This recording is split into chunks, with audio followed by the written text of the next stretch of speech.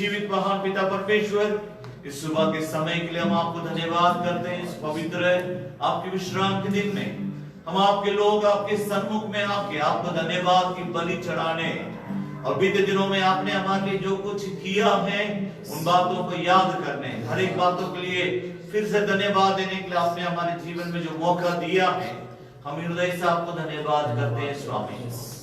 प्रार्थना करते हैं इस समय में प्रभु जी आपके जीवित वचन जो हमारे जीवन में स्वामी ज्योति को लाया है। हम तो अंधकार में थे, आपने अपने अद्भुत ज्योति रूपी ज्योति से भरा हुआ आपके वचन के द्वारा हमें ज्योति लाया, यहाँ रहने वालों में ज्योति को लाया, दूर दूर से सुनने वालों के अंदर आपने ज्योति का लाया स्वामी। उसका कारण इस पवित्र धर्म शास्त्र है। हम धन्यवाद करते हैं प्रभु इस सुबह के समय में आपके वचन के द्वारा और हमें ज्योति में ले आ, ताकि हम आपके लिए ज्योति का संतान ही बन करके इस संसार में रह सके। धन्यवाद के साथ शैतान के सारी बातों को समझने के लिए, प्रभु उन बातों से अलग होने के लिए, आप में लिपटे रहने के लिए हमें अनुग्रह प्रदान कीजिए। धन्यवाद के साथ सारी इज्जत और महिमा तुझे देते हुए प्रार्थना प्रभु यीशु मसीह के नाम से मांगते, सुन और ग्रहण कर ले पिता। आमीन आमीन। कृपया हम सब कोई बैठ जाएं।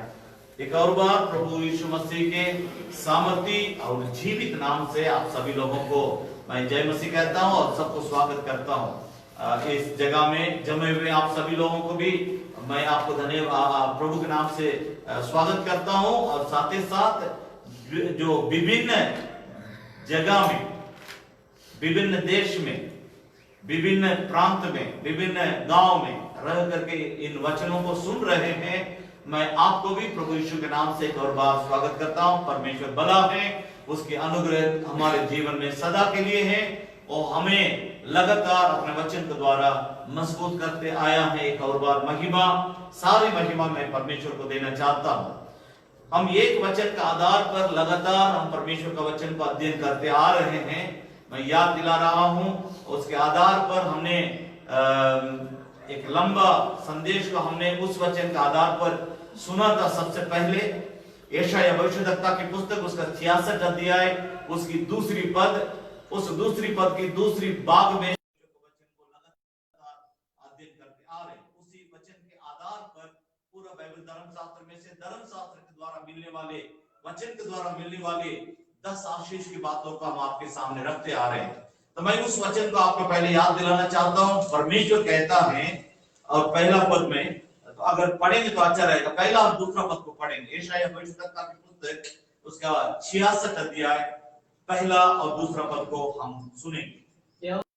आकाश मेरा सिंहासन और पृथ्वी मेरे चरणों की चौकी, और पृथ्वी मेरे चरणों की चौकी है। तुम मेरे लिए कैसा भवन बनाओगे, तुम मेरे लिए कैसा भवन बनाओगे, और मेरे विश्राम का कौन सा स्थान होगा, और मेरा विश्राम का कौन सा स्थान होगा। यहोवा की यह वाणी है, यहोवा परमेश्वर की ये वाणी है।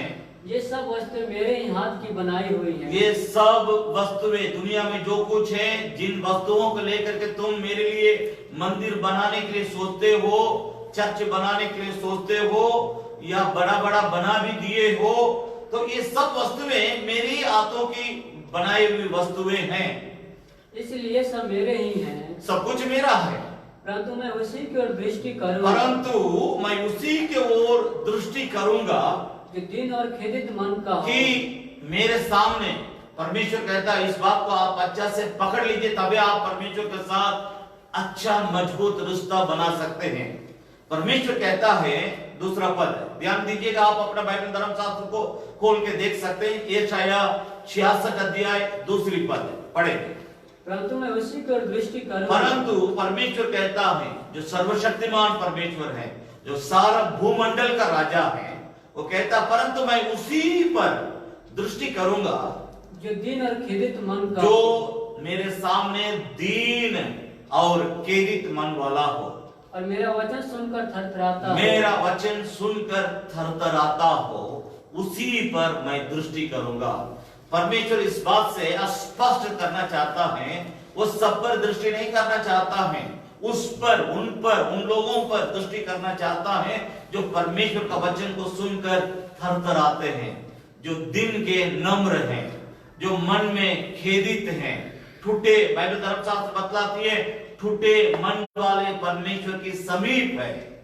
इस सुबह के समय में कितना हम नम्रता के साथ, कितना हम दीनता के साथ, कितना हम ठुठे दिल के साथ, कितना हम डर भय के साथ परमेश्वर के वचन को सुनते समय में कितना हम तरतराते हुए, गिड़गिड़ाते हुए परमेश्वर के वचन को हम सुनते हैं। संसार के अंतिम समय में हम आ गए, लेकिन ये सब बात इस दुनिया में जीने के जीवन में अगर नहीं रहेगा, हम उस स्वर्गीय दुनिया में नहीं जा सकते हैं। इसलिए परमेश्वर स्पष्ट तौर से इस वचन के द्वारा हमें इंस्ट्रक्ट करता है, कंस्ट्रक्ट करता है, काट छांट करके हमें बनाता है। इस मुद्दा के आधार पर मैं उसी दिन जब पहली बार इस वचन को मैंने प्रचार किया था, उसी दिन 7 वचन के द्वारा मिलने वाले आशीर्वाद की बातों को मैं बतलाया था। उसके बाद परमेश्वर से मैंने प्रार्थना किया था, परमेश्वर ने मुझे उस्काया, मुझे अगुवाई किया कि और मैं 10 बात को मैं सिखलाता हूं तुमको, तुम लोगों को सिखाओ। तो मैं परमेश्वर के सामने और नम्रता के साथ, दीनता के साथ इस बात को आपके सामने रखते आया। अभी भी मैं आपसे एक मुद्दा के आधार पर, आज हम बीते हफ्ता जिस मुद्दा के आधार पर परमेश्वर के वचन को हम सुने थे, उसी मुद्दा को हम कंटिन्यू करेंगे। परमेश्वर का वचन ज्योति है, उस मुद्दा के आधार पर ही हम आज भी परमेश्वर के वचन को सुनेंगे। लेकिन सुनने से पहले इन 9 मुद्दा को ऑर्डर के अनुसार मैं कैसे कैसे आपके सामने प्रचार किया था उसको मैं याद दिलाना चाहता हूं। बहुत लोग बहुत बातों को याद रखते हैं, लेकिन परमेश्वर की बातों को भूल जाते हैं, क्योंकि परमेश्वर हमारे मन में वचन रूपी बीज को डालता है। शैतान हमारा मन में जंगली बीज को डालता है। शैतान हमेशा ये सोचता है कि मेरी बात को मैं लोगों पर डाल दूं, मेरी बातों को मैं लोगों पर रख दूं। परमेश्वर ये चाहता मेरी बात को मैं मेरा वचन को मैं लोगों को हृदय में बो दूं। तो इस संघर्ष में आप जीतेंगे, तभी हम आप स्वर्ग में जा पाएंगे। इस बात को समझ लीजिए। इस दृष्टिकोण के साथ पहला हफ्ता मैंने प्रचार करते समय में एक मुद्दा को बतलाया। मैं ऑर्डरली मैं बोल रहा हूं, इसको लिखने वाले अभी तक नहीं लिखे हैं तो आप लिख भी सकते हैं। God's word written with a purpose, परमेश्वर का वचन, एक परमेश्वर का धर्मशास्त्र एक उद्देश्य के साथ लिखी गई थी। दूसरा, God's word food for our soul, परमेश्वर का वचन हमारा आत्मा के लिए आत्मिक भोजन है। तीसरा, God's word purifies us, परमेश्वर का वचन हमें पवित्र करता है। और चौथा हफ्ता में पावर ऑफ गॉड्स वर्ड, परमेश्वर के वचन की सामर्थ के बारे में हमने प्रचार किया था। पांचवा हफ्ता गॉड्स वर्ड प्योर, परमेश्वर का वचन शुद्ध है, उसमें कोई तरह का मिलावटी नहीं है, इसमें गलत करने के लिए कहीं भी जगह नहीं है। मैं फिर आपसे और क्लियर करके कह रहा हूं, परमेश्वर का वचन एकदम शुद्ध है। बाइबल धर्मशास्त्र हमें गलत करने से रोकती है, हमें पाप करने से रोकती है, क्योंकि ये सकरा मार्ग की ओर हमें ले चलती है। बाइबल धर्मशास्त्र हमें चौड़ा मार्ग में जाने के लिए अगुवाई नहीं करती है, पाप करने के लिए नहीं उस्काती है, गलत काम करने के लिए नहीं उस्काती है। केवल ये बाइबल धर्मशास्त्र हमें शुद्धता की ओर ले चलती है। इसलिए गॉड्स वर्ड प्योर, परमेश्वर का वचन एकदम शुद्ध है। 6 मुद्दा में मैंने कहा था, 6वां हफ्ता, reward and warnings from word of God, परमेश्वर का वचन के द्वारा ही प्रतिफल और चेतावनियां में मिलती हैं। 7वां हफ्ता, गॉड्स वर्ड इज ट्रस्टवर्दी, परमेश्वर का वचन भरोसामंद है। 2 हफ्ता मैंने उसके बारे में प्रचार किया था। मैं फिर याद दिला रहा हूं, 7वां मुद्दा, गॉड्स वर्ड इज ट्रस्टवर्दी, परमेश्वर का वचन भरोसामंद है। 8वीं बात, परमेश्वर के धन्यवाद हो, बीते हफ्ता के पहले हफ्ता, सर्च गॉड्स वर्ड, परमेश्वर के वचन को ढूंढो, ढूंढ के पढ़ो। हम दुनिया में बहुत कुछ ढूंढते हैं, लेकिन परमेश्वर का वचन को कितना सीखने के लिए ढूंढ के पढ़ते हैं। परमेश्वर का वचन को इसी रीति से पढ़ना है, ढूंढना है। मैंने उसके लिए उदाहरण दिया, लूका 15 अध्याय में से 3 चीज खो गया था। एक बेड़ खो गई थी, एक सिक्का खो गई थी, एक लड़का खो गया था। लेकिन इन चीजों को किस तरह परमेश्वर अपने ओर खींच करके लाया, तो उसी रीति से हमें परमेश्वर को ढूंढना है, उसी रीति से परमेश्वर को वचन को ढूंढना है। मैं एक वचन भी बोला था लूका 19 अध्याय का 10 पद, परमेश्वर यानी मनुष्य का पुत्र प्रभु यीशु मसीह खोए हुए लोगों को ढूंढने और उनकी उद्धार करने के लिए संसार में आया है। और नवा जो मुद्दा बीते हफ्ता की, उस मुद्दा को मैं आपको एक बार बोल दिया, अभी भी मैं बोल रहा हूं, God's word is light, परमेश्वर का वचन ज्योति है। उसी बीते हफ्ता 1 घंटा मैं जरूर प्रचार किया था, समय के अभाव होने के कारण मैं रोक दिया था। आज भी मैं उसी मुद्दा के आधार पर 1 घंटा मैं आपके लिए परमेश्वर के वचन को सुनाना चाहता हूं। ध्यान दीजिएगा, मैं उस वचन को और आपका ध्यान को आकर्षण करना चाहता हूं कि बीते हफ्ता प्रभु यीशु मसीह इस ज्योति के बारे में क्या कहा था। मत्ती रचित सुसमाचार की पुस्तक उसकी 5 अध्याय 14 और 15 पद के वो 15-16 पद को हम पढ़ेंगे। मत्ती रचित सुसमाचार की पुस्तक उसका 5 अध्याय 14, 15, 16 पद को हम पढ़ेंगे। मैंने कहा था मुद्दा God's word is light, परमेश्वर का वचन ज्योति है। मैं फिर से कह रहा हूं, परमेश्वर का वचन ज्योति है। ये ज्योति हमारे दिल के अंदर रहेगा, तभी हम इस दुनिया के अंधकार से बच सकते हैं, शैतान से बच सकते हैं, पापों से बच सकते हैं। आप परमेश्वर को जानते हैं, अच्छी बात है, लेकिन परमेश्वर का वचन को कितना जानते हैं? परमेश्वर के वचन से आपका मन, आपका दिल और दिमाग कितना भरा हुआ है, उसी से आप पाप से बच के रहेंगे, शैतान की चाल से बच के रहेंगे, श्राप से, शैतान की तमाम गुनाहों से, अंधकार की शक्ति से, आप आकाश मंडल में काम करने वाले तमाम शैतान के सेनाओं से आप बच के रहना है। तो इस सत्य वचन को आप सही तौर से जानना होगा, क्योंकि यही हमें ज्योति को ओर ले चलती है, क्योंकि परमेश्वर का वचन खुद ज्योति है। इस दृष्टिकोण के साथ हम पढ़ेंगे मत्ती रचित सुसमाचार की पुस्तक उसका 5 अध्याय 14, 15। मैं बीते हफ्ता इस वचन को मैं बोल दिया था, प्रचार कर दिया, मैं उसको रिपीट नहीं करना चाहता हूं। एक बात आपको याद दिलाने के लिए हम पढ़वाते हैं, पढ़ें। तुम जगत की ज्योति हो। प्रभु यीशु मसीह ने कहा तुम जगत की ज्योति हो। जो नगर पहाड़ पर बसा हुआ, जो नगर पहाड़ पर बसा हुआ है, वो छिप नहीं सकता, वो छिप नहीं सकता। और लोग दिया जलाकर पैमाने के नीचे नहीं, और लोग दिया जलाकर पैमाने के नीचे नहीं, परंतु दीवट पर रखते हैं, परंतु दीवट पर रखते हैं। तब उससे घर के सब लोगों को प्रकाश तब पहुंचता है। उससे, उस दीवट से, उस ज्योति से घर के सभी लोगों को प्रकाश पहुंचता है। उसी प्रकार तुम्हारा उजियाला, उसी प्रकार तुम्हारा ज्योति, प्रकाश, उजियाला मनुष्य के सामने मनुष्यों के सामने चमके, कि वे तुम्हारे भले कामों को देख, कि वे तुम्हारे भले कामों को देखकर तुम्हारे पिता की जो स्वर्ग में है, जो स्वर्ग में है बड़ाई करे। ध्यान दीजिएगा, 1 मिनट में यहाँ पर समय ले रहा हूं, इस बात को समझने की कोशिश कीजिए। ये परमेश्वर कहता, तुम, प्रभु यीशु मसीह कहता तुम जगत की ज्योति हो, और ज्योति की तरह रहेगा, तब क्या होगा उस बात को भी यहाँ प्रभु यीशु मसीह अच्छी तरह से बतलाते हैं। अगर तुम ज्योति बनकर इस संसार में, अंधकार में रहने वाले लोगों के बीच में तुम ज्योति फैलाओगे, तब इस संसार में जो लोग इस जीवित परमेश्वर को नहीं जानते हैं, वे सब कोई तुम्हारा ज्योति को देख करके तुम्हारा स्वर्गीय पिता परमेश्वर को बढ़ाई करेंगे, महिमा करेंगे, धन्यवाद देंगे। परमेश्वर की उस ज्योति के द्वारा वे परमेश्वर की ओर खींचे जाएंगे।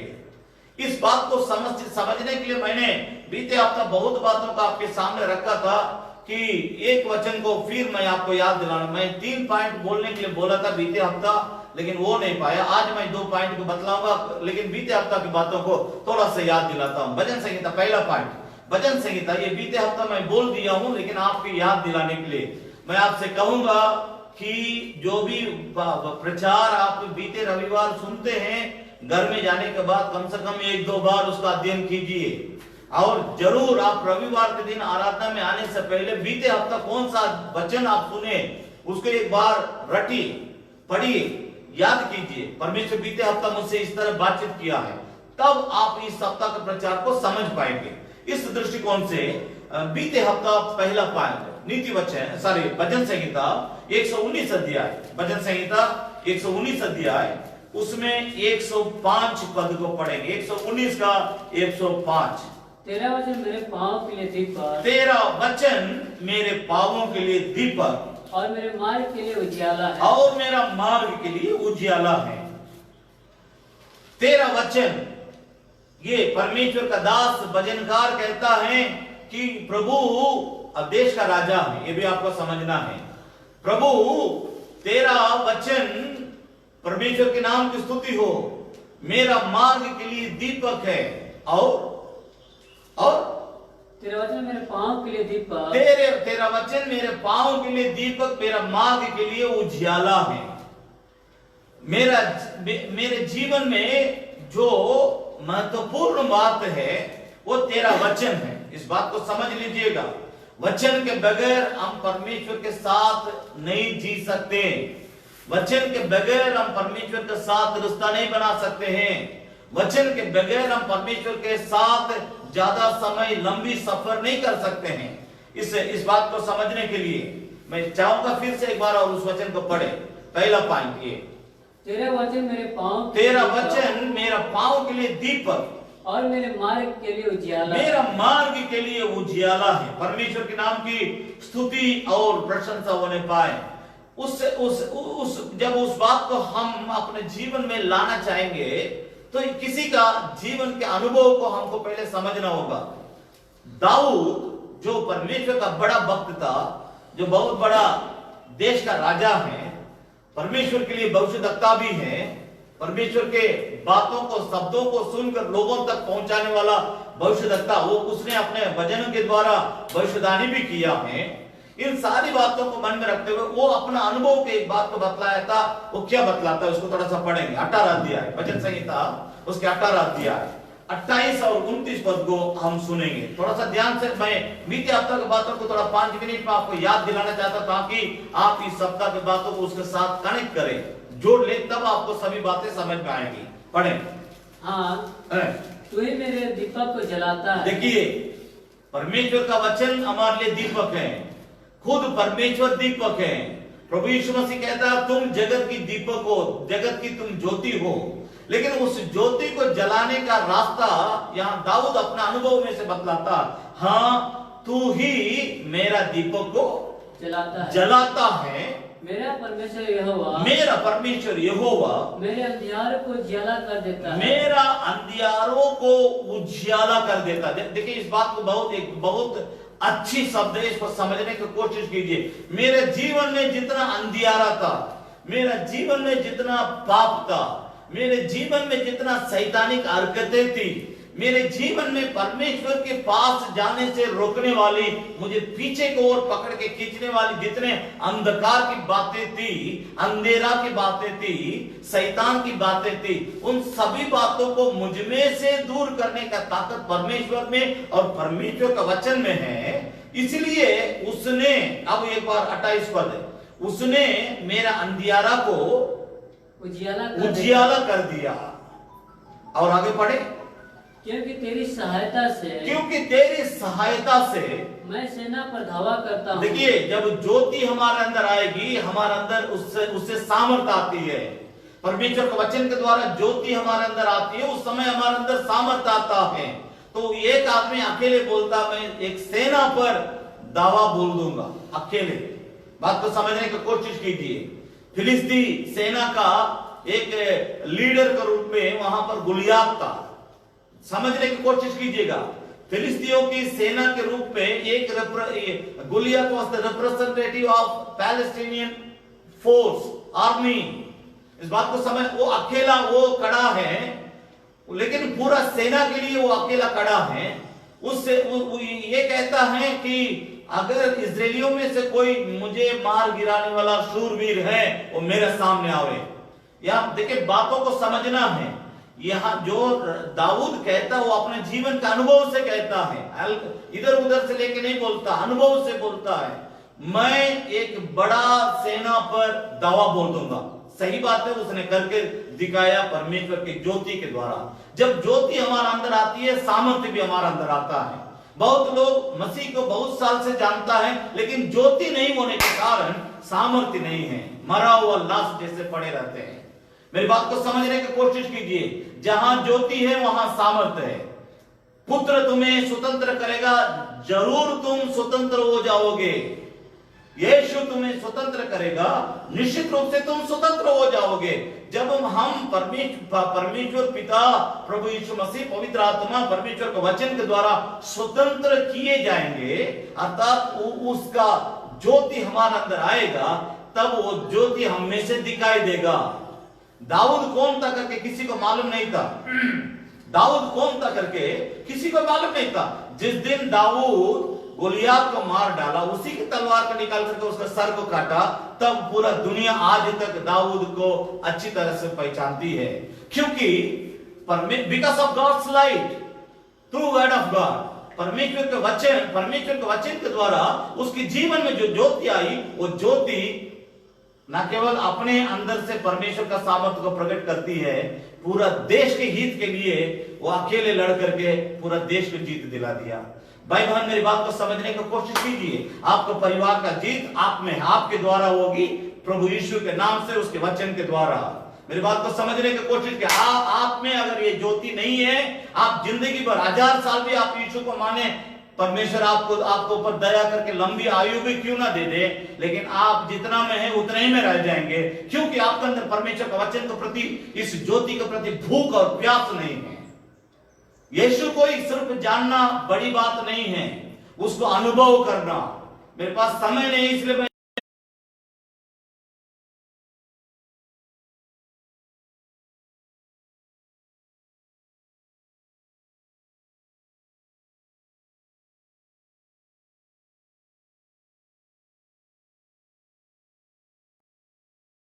वहां पर प्रकट करता है। मैं यीशु को जानूं और उसका मृत्यु का मर्म को जानूं और उसके पुनरुत्थान को मैं जानूं और उसका सामर्थ्य मैं पाऊं। इतना बातों को वो बोलता है कि मैं यीशु को जानूं और उसकी मृत्यु का मर्म को जानूं, उसकी पुनरुत्थान की बातों को मैं जानूं, वो सामर्थ्य मेरे अंदर कार्य करे, वो मैं चाहता हूं। भाई बहन, आज हमारे अंदर कौन सा चाहत है? आप बोलेंगे लॉकडाउन में, भैया पास्टर जी लॉकडाउन है, लॉकडाउन तो गोली मारिए, लॉकडाउन को छोड़िए, स्वर्ग का लॉक नहीं हुआ है, ना कभी होगा। धरती में लॉकडाउन है, स्वर्ग हमारा सर के ऊपर जहां हमारा परमेश्वर विराजमान है, उसको कोई ताला नहीं मार सकता है। अगर आप परमेश्वर के साथ हैं, आप कभी भी लॉकडाउन को महसूस नहीं करेंगे। आज क्यों आप इन बातों को लेकर के परेशान हैं? आपके अंदर ज्योति नहीं है, इसी के चलते आप परेशान हैं। अगर आप परेशान हैं, अगर आप दुखी हैं, अगर आप बीमार हैं, अगर आप कर्जा में डूब रहे हैं, अगर आप अपने बच्चों को फीस तक नहीं जमा कर पा रहे हैं, अगर आप घर में खाना का इंतजाम तक नहीं कर पा रहे, इसका कारण परमेश्वर ने, इसका कारण आप है कि जिस ज्योति को आपके अंदर आपको लाना चाहिए था, उस ज्योति से आप अलग हैं। इसलिए अंधकार में टटोलने वाला इंसान जिस तरह टटोलता है, आप यीशु को जानते हुए, ज्योति को जानते हुए, ज्योतिदायक वचन को जानते हुए आप अंधकार में टटोलने के जैसे दुनिया में टटोल रहे हैं। मेरे भाई बहन, मेरी बात को समझने की कोशिश कीजिए। हमारा परमेश्वर हमें अंधकार में नहीं रखता है, परंतु हमें अंधकार में से ज्योति में लाना चाहता है। मैं बीते हफ्ता 2 व्यक्ति के बारे में आपको उदाहरण में कहा था। एक पौलुस, उसके जीवन के एक वचन को जरूर पढ़े, 26 अध्याय प्रेरितों का काम का पुस्तक, उसका 18 वचन और 19 पद। ध्यान दीजिएगा, मैं बीते हफ्ता का प्रचार को भी अभी याद दिला रहा हूं, तो थोड़ा सा आप इस बात को समझने की कोशिश कीजिए। पौलुस अपने जीवन के बारे में बोलता, जब मैं अंधकार में था। आप ऊपर के सभी वचनों को बाद में पढ़ लीजिए, मैं सभी बातों को रटाना नहीं चाहता हूं, लेकिन वो तो अंधकार में था और वो इस जीवित प्रभु को नहीं जानता था, और इस ज्योति में, अगममय ज्योति में रहने वाला परमेश्वर को पौलुस नहीं जानता था। लेकिन वो अपना परमेश्वर के लिए कुछ कर रहे करके धूम के साथ, जोश के साथ, आवेश के साथ बहुत कुछ करने लगा। परमेश्वर जब उसको दर्शन देकर के कहा था, जब वो तुम अंधकार में हो करके परमेश्वर उसको सुनाया, तब से वो ज्योति में आने लगा। ज्योति में आने के बाद परमेश्वर के लिए वो क्या किया? आज मैं आपसे बोल रहा हूं कि आप ज्योति में हैं, आप अभी भी यीशु को जानने के बाद अंधकार में हैं। इसको आप समझने के लिए मैं आपको उसी उदाहरण को आपके सामने एक बार रख रहा हूं, जरा पढ़िएगा। प्रेरितों का काम, बुक ऑफ एक्ट्स, प्रेरितों का काम की पुस्तक, उसका 26 अध्याय 18 और 19 पद को हम पढ़ेंगे। कि तू उनकी आंखें खोले कि प्रभु कहता है, पौलुस साउल था पहले, अभी पौलुस बन गया, उससे कहता है पौलुस तुम तो अंधकार में था, अभी ज्योति में आ गया, अब तुमको क्या करना मैं बोल रहा, सुनो, करो। इसी के जाकर के पढ़ेंगे। तुम उनकी आंखें खोले कि अंधकार से ज्योति की ओर, उनकी आंखों को खोल दे जो अंधकार में हैं, उनको अंधकार में से पहले अंधकार उनको दिखाई दे, उसके बाद वो ज्योति की ओर लौट करके आए। नंबर 1 पढ़ेंगे आगे। और शैतान के अधिकार से परमेश्वर की ओर फिरे। शैतान के अधिकार में से, शैतान के बंधन में से परमेश्वर के ओर वे लोग लौट करके आवे, परमेश्वर के ओर वे मन फिरा करके आवे। देखिए, एक सच्चा विश्वासी, चाहे वो सेवक, चाहे एक चेला, चाहे कोई लीडर क्यों न हो, जब आप अंधकार से बाहर आ गए, मेरी बात को समझने की कोशिश कीजिए, जब आप अंधकार से बाहर आ गए, पाप के बंधन में से छुटकारा पा लिए, अंधकार में से आप ज्योति में आ गए, शैतान के संगी थे हम सबको एक दिन, लेकिन अब हम यीशु का संगी बन गए।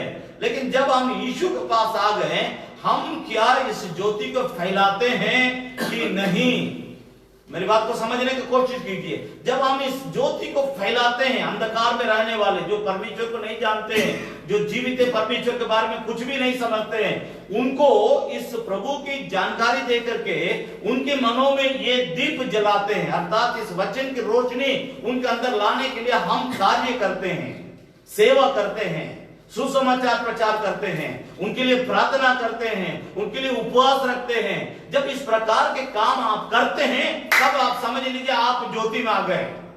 अगर इन सभी बातों को आप छोड़ दिए, बहुत पहले हम किए हैं भैया, अभी नहीं करते, पापा जी हम अभी नहीं करते, तो इसका कारण अभी आप अंधकार में हैं, इसलिए ज्योति का प्रचार नहीं करते हैं। मेरी बात को समझने की कोशिश कीजिएगा। जब आप अंधकार में रहेंगे, आप ज्योति के बारे में प्रचार नहीं करेंगे। ये आपके लिए एक साइन है, सिग्नल मैं दे रहा हूं परमेश्वर के वचन से। जब आप अंधकार में रहेंगे, आप ज्योतिमय, अगममय ज्योति में रहने वाला प्रभु का प्रचार नहीं करेंगे, सुसमाचार प्रचार नहीं करेंगे, दूसरों के लिए आंसू के साथ प्रार्थना नहीं करेंगे। जो आदमी अपने लिए नहीं रोता, वो क्या दूसरों के लिए रोएगा?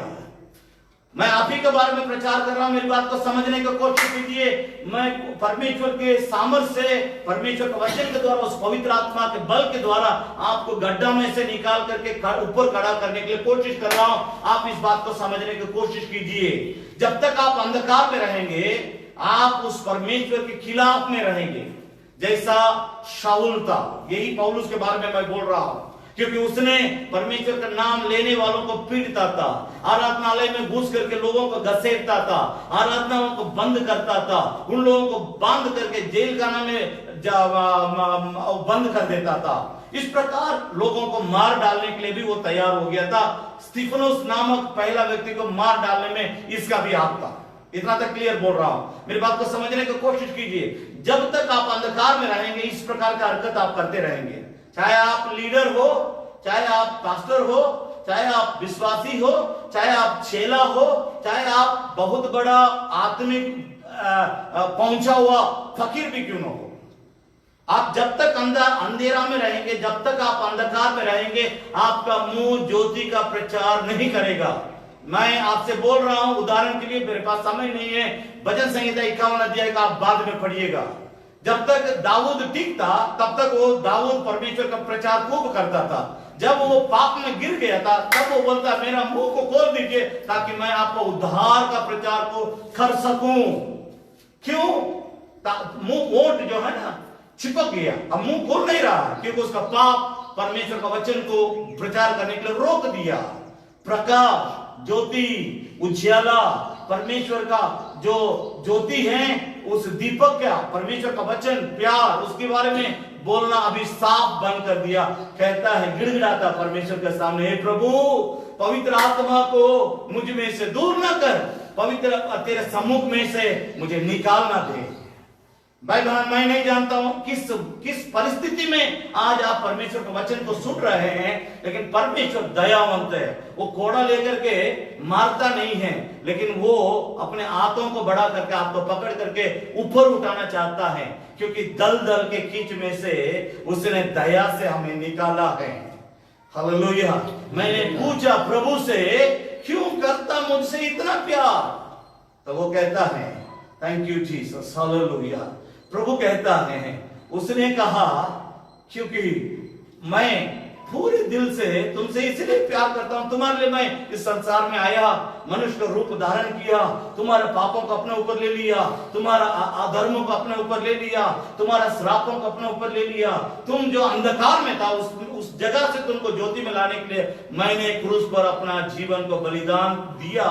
क्योंकि बाइबल धर्मशास्त्र बतलाती है, रोमियो का पत्री 5 अध्याय उसका 8 और 9 पद में, 6, 7, 8, 9 पद का अगर आप पढ़ेंगे, जब हम पापी ही थे तब ही मसीह यीशु हमारे पापों को क्षमा करने के लिए उसने अपने जीवन को बलिदान दिया।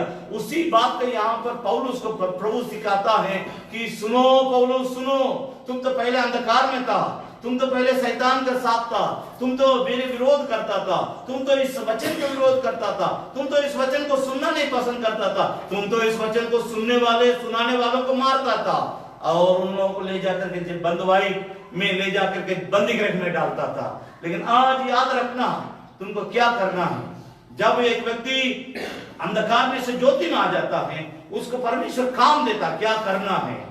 उस दृष्टिकोण से एक बार और पढ़ेंगे 18 और 19 पद को, कि तू उनकी आंखें खोले कि तुम पौलुस उनकी आंखों को खोल दो जो अंधकार में है, कि अंधकार से ज्योति की ओर, अंधकार में से उनको ज्योति की ओर ले आना। और शैतान के अधिकार से परमेश्वर, शैतान के अधिकार में से लोगों को इस सत्य वचन जो तुम्हारे अंदर ज्योति को लाया, इस वचन को प्रचार करके उनको परमेश्वर के आदिम में ले आना, कि पापों की क्षमा, पाप के लिए क्षमा, और उन लोगों के साथ जो मुझ पे विश्वास करने से पवित्र किए गए हैं मिरास पाए, वो मिरास पाए। अब 19 पद, अतः हे राजा अग्रिप्पा, वो वहां पर प्रभु के बारे में राजा के सामने गवाही देता है, हे राजा अग्रिप्पा, मैंने उस स्वर्गीय दर्शन से दर्शन की बात न टाली, दर्शन की बात को मैं नहीं टाल सकता। आप राजा है तो क्या हमको इससे मतलब है, मुझको उससे कोई गम नहीं है। मैं उस स्वर्गीय दर्शन के आधीन में हूं, मैं उस स्वर्गीय दर्शन के लिए अपने आप को समर्पित किया हूं, अर्पित किया हूं, इसलिए मैं उस दर्शन को टाल नहीं सकता हूं। जो दर्शन, जो काम परमेश्वर ने पौलुस को दिया था, वही काम आज समस्त दुनिया के कलीसिया को करना है। कलीसिया बिल्डिंग नहीं है, चर्च इज नॉट बिल्डिंग। इस बात को समझने की कोशिश कीजिए। परमेश्वर का वचन बतलाती, यही पौलुस बतलाता, हमें सिखाता है 1 कोरिन्थियों 3 का 16 और 17 में, कि क्या तुम नहीं जानते हो कि तुम परमेश्वर का मंदिर हो, परमेश्वर का आत्मा तुम्हारे अंदर वास करता है। यदि कोई इस मंदिर को बर्बाद करेगा, अशुद्ध करेगा, परमेश्वर उसको बर्बाद करेगा। भाई बहन, मेरी बात को समझने की कोशिश कीजिए। मैं फिर इस बात पर ध्यान दे रहा हूं, आपका ध्यान को आकर्षित करना चाहता हूं। आप जब तक ज्योति में रहेंगे तब तक आपका मुंह खुला रहेगा, तब तक आप लोगों को बतलाते रहेंगे, लोगों के लिए रोएंगे, लोगों के लिए प्रार्थना करेंगे, लोगों के लिए प्रयास करेंगे, लोगों के लिए कुछ ना कुछ करेंगे। जो लोग प्रभु से दूर हैं, जो लोग प्रभु से बिल्कुल दूरी में रहते हैं, प्रभु के बारे में बिल्कुल जो लोग नहीं जानते, उनको प्रभु के पास लाने के लिए आप कार्यशील रहेंगे। जब आप इस ज्योति के जानने वाला व्यक्ति फिर पाप करके अंधकार में आप जाएंगे, उस अंधकार में रहने के चलते आप इस ज्योति को प्रचार नहीं करेंगे।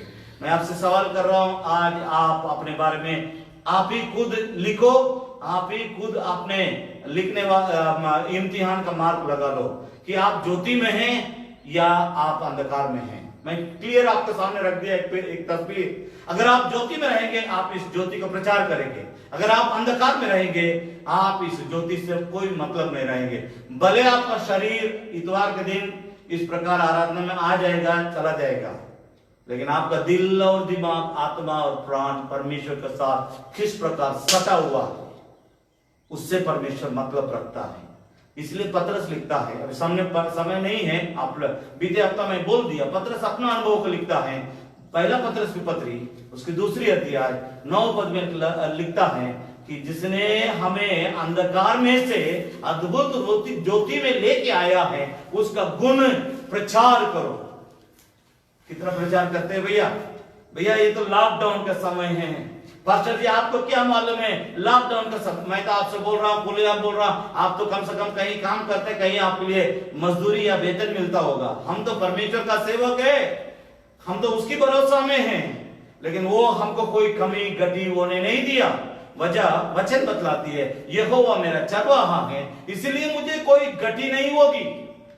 भाई बहन, आप परमेश्वर का साथ जैसे रहेंगे वैसे वो भी आपका साथ रहेगा। भाई बहन, इस बात को समझने की कोशिश कीजिए। मैं अभी आपके सामने दूसरी बात को लाना चाहता, क्योंकि आप जब तक पहला पॉइंट को एक और बार सही तौर से नहीं समझेंगे, परमेश्वर का वचन ज्योति है। मैं फिर कहना चाहता हूं, गॉड्स वर्ड इज लाइट। वही हमारे जीवन में रोशनी को लाती है। वचन जहां है वहां रोशनी है, वचन जहां नहीं है वहां रोशनी नहीं है। आपके पास सब कुछ रहते हुए आप कंगाल रहेंगे। मैं नहीं बोल रहा हूं, प्रभु यीशु मसीह ने कहा एक मूर्ख मनुष्य के बारे में, उसको मूर्ख करके ही वो बोला है उस दृष्टांत में। वो अपने पास बहुत, उसके पास धन दौलत था, बहुत उसके पास खेत था, बहुत उसके पास अनाज था। इतना अनाज हो गया है कि वो सोचता है कि ये तो बहुत छोटा पड़ गया है, अब बड़ा बनाएंगे और हम अपने खलिहान को बड़ा करके और अनाज को ला करके रखेंगे। और अपने आत्मा से कहता है, हे मेरे प्राण आत्मा मेरा, सुनो, खाओ पियो मस्ती मौजी करो। तो प्रभु कहता है, ए मूर्ख, आज तेरा प्राण तुम्हारा शरीर में से निकल जाएगा। तुमने जो जमा करके रखा वो किसके लिए होगा? मैं आज आपसे कह रहा हूं, आप ऊपर देखने के लिए सीखे। ये जो हमारा पैर के नीचे धरती है, किसी दिन सत्यानाश हो जाएगा। आप इसके चक्कर में उसको खोने की कोशिश मत कीजिए। ये ज्योति अगर आपके अंदर रहेगा, आप ऊपर देखना पसंद करेंगे, नीचे की बातों को अपने पैर के नीचे दाब के रखेंगे। आज बहुत लोगों को बोली लड़खड़ाने के कारण, जीवन लड़खड़ाने के कारण, और पहले ज्योति में था, आज अंधकार में है साहब। इसलिए लोग, कई लोगों का परिवार में शांति नहीं है, कई लोगों के परिवार में आशीष नहीं है, कई लोगों के परिवार में आनंद नहीं है, कई लोगों के घर में पति पत्नी एक साथ बैठ करके बातचीत नहीं करते हैं, लोग एक दूसरे के साथ मिलते जुलते नहीं हैं, और एक साथ मिलकर के प्रार्थना तक कई परिवार में नहीं होता। आप भी कहते हैं अपने आप को मसीह है, मत कहिए। अगर आप अपने पत्नी बाल बच्चों के साथ, पति के साथ मिलकर के प्रार्थना नहीं करते, और आप अपने माता पिता के साथ मिलकर के प्रार्थना नहीं करते हैं, आप, मैं यहाँ पर हमारे कलीसिया में एक भाई हैं, उनके जीवन के एक बात को बतला रहा हूँ। वो जरूर उड़ीसा के हैं, लेकिन रहते काम करते बंगलोर में, और प्रतिदिन अपने पत्नी बच्चों के साथ कॉन्फ्रेंस कॉल करके प्रार्थना करते हैं। मेरी बात को, क्योंकि व्यक्ति ज्योति में है। आप अंधकार में रहेंगे, ये सब आपको अच्छा नहीं लगेगा। आप ज्योति में रहेंगे, आपको जरूर अच्छा लगेगा। मैं दूसरी बात को और आपका ध्यान को आकर्षण करना, मैं इसलिए मैं इतना बोझ के साथ आपके सामने रख रहा हूं। मैं किसी से दान लेकर के प्रचार नहीं करता हूं, मैं परमेश्वर से लेता हूं, उसके लिए ईमानदारी से इस प्रचार को आप तक पहुंचाना चाहता हूं। नंबर 2, अभी लिखने वाले लिख ले, नीति वचन का पुस्तक, उसका 6 अध्याय 23 पद। ये वचन दीपक है, ये वचन ज्योति है। ये पहला पॉइंट में हमने कहा था। दूसरा पॉइंट में इस धर्मशास्त्र ही ज्योति है। नीति वचन उसकी 6 अध्याय 23 पद को पहले पढ़ेंगे। आज्ञा तो दीपक है। देखिए, बाइबल धर्मशास्त्र, ये परमेश्वर का आज्ञा है। अच्छी तरह से समझ लीजिए बाइबल में। बारंबार इस प्रकार सुनने सीखने के लिए मौका नहीं मिलता है। परमेश्वर किसी किसी को प्रकट करता है, उनके द्वारा हम सीख लेते हैं। परमेश्वर आज आपके लिए प्रकट कर रहा है। इस बात को पकड़ लीजिए कि क्रिकेट मैच में एक कैच, अगर उस कैच को पकड़ने से टीम जीत जाएगी, मान लीजिए वो खिलाड़ी उस कैच के गिरा दिया, तो कितना आपको हार्ट अटैक होता है देखने के समय में। वो तो खेल है भैया, खेल है। ये आपके जीवन की बात है, ये जीवन का खेल। अगर इसमें आप फेल कर जाएंगे, आपका सब कुछ तितर बितर हो जाएगा। जीवन का कैच को छोड़िए मत। मैं आप ही के लैंग्वेज में आपको बोल रहा हूं, समझ लीजिए। जीवन का जो कैच है, परमेश्वर आपको जो दे रहा है, उसको छोड़िए मत, उसको गिराइए मत। बाइबल धर्मशास्त्र के बारे में परमेश्वर का क्या हमारे लिए देने का शिक्षा है। इस वक्त एक बार और पढ़ेंगे। आज्ञा तो दीपक है, आज्ञा परमेश्वर का धर्मशास्त्र ही आज्ञा है। आज्ञा तो दीपक है और शिक्षा ज्योति, और शिक्षा ज्योति है, और सिखाने वालों की डांट जीवन का मार्ग है। मैं परमेश्वर का धन्यवाद करता हूं। मैं बीते हफ्ता मेरे बच्चों से मैं बोल रहा था, दादाजी 1984 में गुजर गए। लगभग अभी दादाजी के गुजरे हुए लगभग 36 साल हो गया, लेकिन आज भी मेरा दिल इस बात की इंतजार करती है, खास मेरा पिता रहते मेरा गलतियों को मेरे ही मुंह पर डांटते, जबकि मेरा उम्र अभी 51 चल रहा। लेकिन दिल कहता है, ये दिल कहता है, तुम्हारा पिता रहता, तुम्हारा पिता तुम्हारा गार्जियन रहता, तुम्हारा गलती को तुम्हारे मुंह पर डांटता। मैं नहीं समझता हूं आप इस बात को कितना समझ रहे हैं, कितना गंभीरता से ले रहे हैं।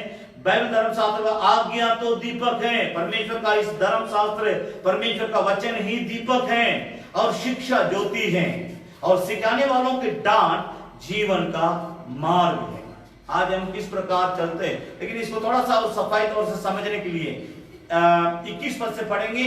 इनको अर्थात इनको मतलब परमेश्वर का धर्मशास्त्र, परमेश्वर का वचन, परमेश्वर का वचन को अपने हृदय में सदा गांठ बांधे रखे, और अपने गले का हार बना ले।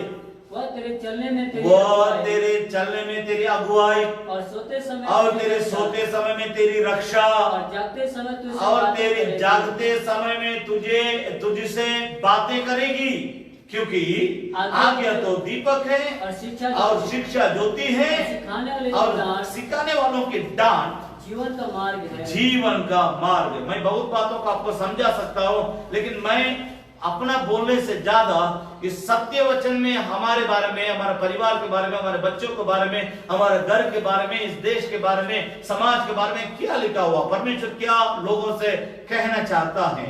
आज पूरा दुनिया में लोग एक तरह, सूरज तो अपना समय में निकलती है, फिर भी लोग दिन में ही अंधकार में रहने के जैसे डर भय के साथ जी रहे हैं। लोगों के अंदर भय है, मृत्यु का भय है। क्यों? जिसके अंदर ये वचन का रोशनी है वो कभी नहीं डरेगा, कभी नहीं मरेगा, कभी नहीं डरेगा, कभी नहीं घबराएगा। क्यों? मृत्यु के बारे में उसका सोच ये होगा, मैं अपने विचार को बतला रहा, मृत्यु के बारे में मेरा सोच ऐसा है, जब तक मैं यहाँ इस धरती में जीवित रहूंगा तब तक परमेश्वर मेरे साथ रहेगा। अगर मेरा आंख मूंद जाएगा, मैं परमेश्वर के घर में चला जाऊंगा। ये मेरा सोच है। यही मैं अपने पत्नी बाल बच्चों को, कलीसिया के लोगों को सिखाता हूं, आपको भी यही बोल रहा हूं। इस बात को समझ लीजिए कि मैं आपसे यही कहना चाहता हूं, आज्ञा तो दीपक है और शिक्षा ज्योति है, और सिखाने वालों का डांट जीवन का मार्ग है। मैं सभी बातों को बता नहीं पा रहा हूं, समझा नहीं पा रहा हूं, लेकिन इस रोशनी का आपके सामने लाना मेरा बोझ है। पढ़ेंगे 3रा अध्याय इसी किताब में से हम 3रे अध्याय को और आएंगे।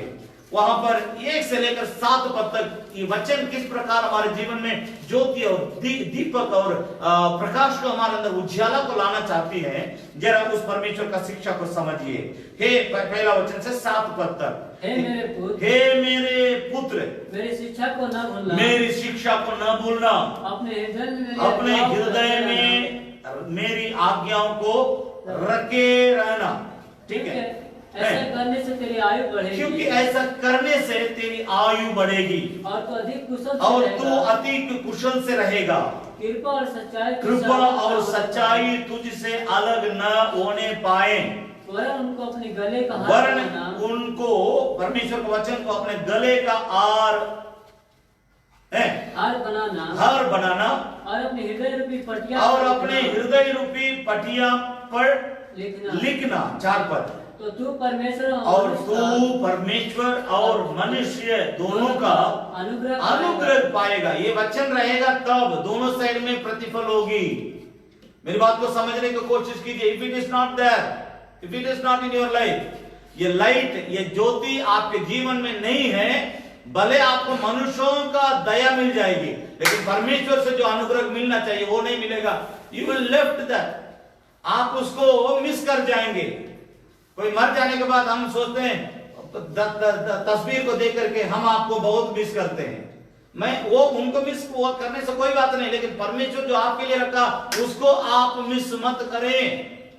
मैं स्पष्ट तौर से आपके सामने रख रहा हूं इन बातों को कि 4 पद, तू परमेश्वर और मनुष्य दोनों का अनुग्रह पाएगा, तू अति बुद्धिमान होगा। पढ़ेंगे 5 पद, तू अपनी समझ का सहारा न ले। तू अपने समझ का, ये बहुत गंभीर बात है। बहुत लोग परमेश्वर को जानते हैं, मानते हैं, परंतु परमेश्वर का सहारा नहीं लेंगे, क्योंकि वचन का रोशनी अंदर नहीं है।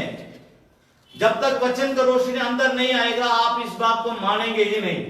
इस बात को समझ लीजिए, बहुत लोगों की परेशानी का कारण अपने दिमाग से सब कुछ करना चाहते हैं, लेकिन मैं आपसे कह रहा हूं परमेश्वर के वचन के अनुसार हम परमेश्वर के साथ चलें, क्योंकि वो स्पष्ट तौर से कहता है तू अपनी समझ का सहारा न लेना, वरन संपूर्ण मन से यहोवा पर भरोसा रखना, उसी को स्मरण करके उसी को यहोवा परमेश्वर को ही स्मरण करके सब काम करना, तब वो तेरे लिए सीधा तब मार्ग वो निकालेगा। परमेश्वर तेरे लिए सीधा मार्ग निकालेगा। हमको टेढ़ा मार्ग में जाने की कोई जरूरत नहीं। आज मसीह यीशु को जानने वाले में भी कोई टेढ़ा मार्ग अपनाते हैं। नहीं नहीं नहीं, नहीं बिल्कुल नहीं, जरूरत ही नहीं है, क्योंकि परमेश्वर हमारे लिए सीधा मार्ग निकालेगा। ये मुझे बहुत अच्छा लगता है, परमेश्वर हमारे लिए सीधा मार्ग। इजरायली लोग जब मिस्र देश छोड़ के आ रहे थे, राजा फिरौन सोच रहा था, सेना के लोग सबको सोच रहे थे, कैसा मूर्ख लोग इजरायली, अरे सामने आगे जाने के बाद वहां लाल समुद्र, इन लोगों को कुछ पता ही नहीं है, वहां जाने के बाद फंस जाएगा। लेकिन उनको ये नहीं मालूम है, जो परमेश्वर के लोगों को कम अंदाजा लगाता है कि परमेश्वर आज लाल समुद्र को 2 भाग करेगा। हालेलुया। वो सीधा हमारे लिए मार्ग खोलेगा, हमारे लिए करेगा, परमेश्वर हमारे लिए करेगा। अगर हम उसके साथ सीधा चाल चलेंगे वो हमारे लिए मार्गों को खोलेगा। 7 पद, अपनी दृष्टि में बुद्धिमान अपनी दृष्टि में बुद्धिमान ना होना, यहोवा का भय मानना, यहोवा का भय मानना, और बुराई से अलग रहना, और बुराई से अलग रहना। तो मैं सभी बातों को समझा नहीं पा रहा हूं क्योंकि समय नहीं है। 10 पद से 10, 11, 12, हे इस प्रकार तेरे खत्ते भरे तेरे खत्ते, इस प्रकार हम परमेश्वर की बातों को, परमेश्वर के पहला स्थान देके परमेश्वर का वचन की रोशनी में चलेंगे, तो अपना बुद्धि का सहारा नहीं लेंगे, परमेश्वर का सहारा लेकर के हम इस प्रकार, 10 पद इसी तरह शुरू होती है, इस प्रकार हम जीवन जिएंगे, तेरे खत्ते भरे और पूरे रहेंगे, और तेरा रसकुंडों से नया और तेरा रसकुंडों से नया दाखमधु उमड़ता रहेगा। हे मेरा पुत्र, यहोवा की शिक्षा से मुंह न मोड़ना, और जब वह तुझे डांटे, और जब वह परमेश्वर तुझे डांटे, तब तू बुरा ना मानना। वो तुम्हारे भलाई के लिए डांटता है। 12 पद, क्योंकि यहोवा जिससे प्रेम रखता क्योंकि यहोवा परमेश्वर जिससे प्रेम रखता है उसको डांटता है, जैसे कि बाप उस बेटे को, जैसे कि बाप अपने बेटा को डांटता है। मेरी बात को समझने की कोशिश कीजिए भाई बहन, ये रोशनी आपके अंदर होना है। मैं आपसे कह रहा हूं खुले दिल के साथ, मेरे पिताजी इस दुनिया से गए, यानी मृत्यु मेरे पिताजी को हुए लगभग 36 साल पूरा हो गया, 37वां साल में चल रहे हैं हम। मेरी बात को समझने की कोशिश कीजिए। अभी तक मेरे लिए पिता कौन रहा? परमेश्वर। वही मेरा पिता, वही मेरा गार्जियन है, वही मेरे लिए सब कुछ है। मैं उसको सुनता हूं, मैं उसके अनुसार करने के लिए 100% कोशिश करता हूं। ये नहीं कहूंगा मैं 100% करता हूं, लेकिन 100% करने के लिए मैं उसके वेदी पर समर्पित हूं, करने के लिए मैं अर्पित हूं, कोशिश करता हूं। मैं आपसे कहना चाहता हूं, मेरी बात को समझने की कोशिश कीजिए। अगर आप परमेश्वर को अपना गार्जियन मानेंगे, पिता मानेंगे, मां मानेंगे, वो जब हमारी गलती को हमारे सामने बोलेगा उससे आपको बुरा नहीं लगेगा। मैं आज आपसे बहुत प्यार से, बड़ी नम्रता के साथ आपसे प्यार करने के चलते कह रहा हूं, आपके परिवार में आमदनी नहीं है, आपके घर में आमदनी नहीं है, आप मेहनत जरूर कीजिए। आपके एक घर में 10 आदमी भी कमाते हैं, कोई बात नहीं।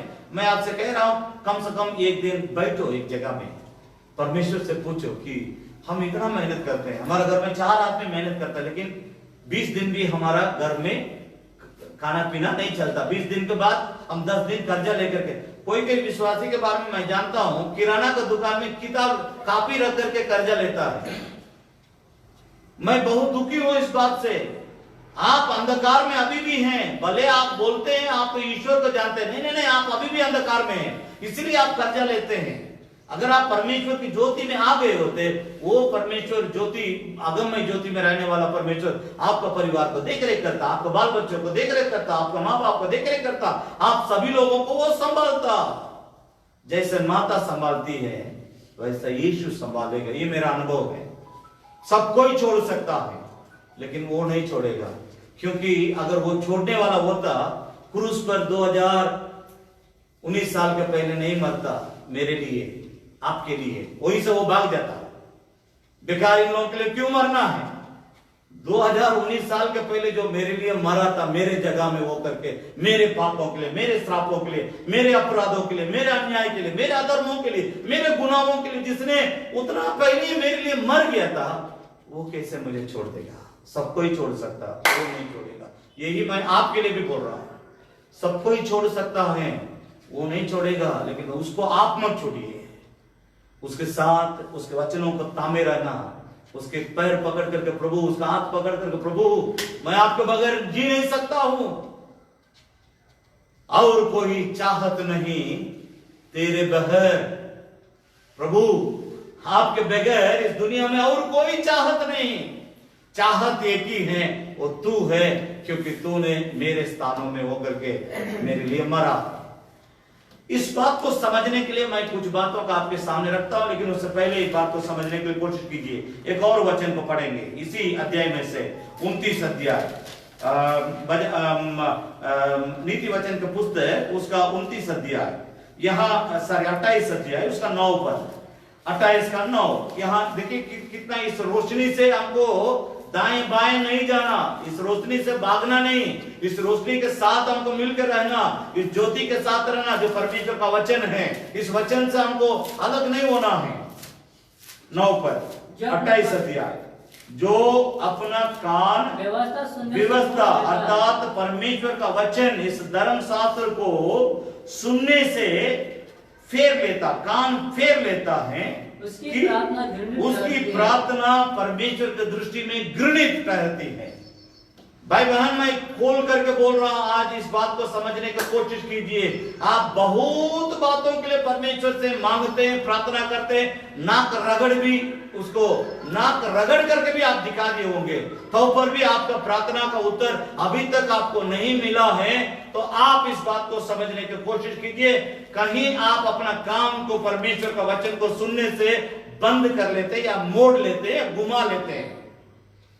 परमेश्वर का वचन, पौलुस, मैं सभी वचनों को दिखा नहीं पा रहा, पौलुस तीमुथियुस को पत्री लिखते समय में वो लिखता है, आखिरी समय में, इस दुनिया का अंत होने के समय में कान का खुजली के कारण लोगों को परमेश्वर का वचन सुनना पसंद नहीं होगा। अरे बेकार बैठ करके 4 घंटा गप करेगा, मोबाइल का दिन भर 10 घंटा 5 घंटा घुमाते रह जाएगा, लेकिन आधा घंटा, 1 घंटा, 2 घंटा परमेश्वर का वचन को सुनने से अगर आपको कान में खुजली होती है, तो मैं आपसे पूछ रहा हूं, क्यों नहीं, क्यों कर परमेश्वर को आपकी प्रार्थना घृणित नहीं होगी?